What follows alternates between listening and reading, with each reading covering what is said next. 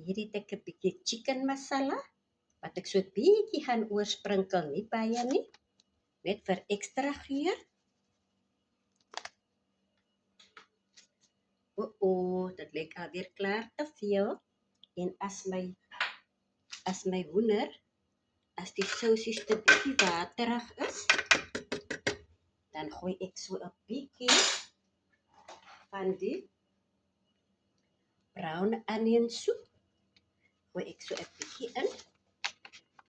Net so 'n bietjie sommer so in hierdie hoekie. Daar gooi ek so 'n klein bietjie in. En ek roer dit. En verder dit gaan bak in die oond. Gaan hy stywer word. Maar dit gaan ook verseker dat ons 'n heerlike sousie gaan hê. Kyk hoe lekker lyk dit. Fantasties.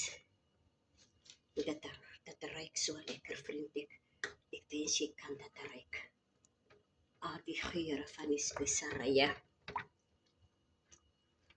Ek weet my mensies gaan daarvan hou.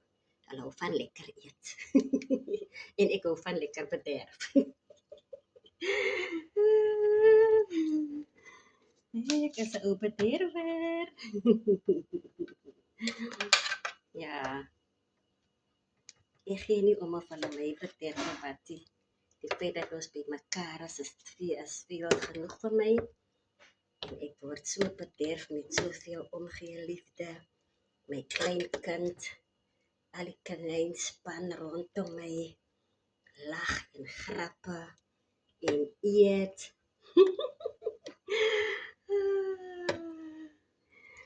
En ja, my bederf is net dat hulle dankbaar is.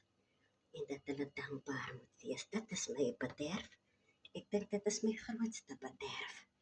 Maar laat dit goed gaan, vriend. Ons gaan dit heerlik geniet. Ek gaan die eindprosesse vir julle wys, sodat julle sien. Ek is Maggie.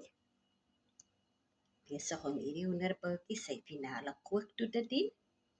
En dan is ek klaar. Totsiens, tot 'n volgende keer.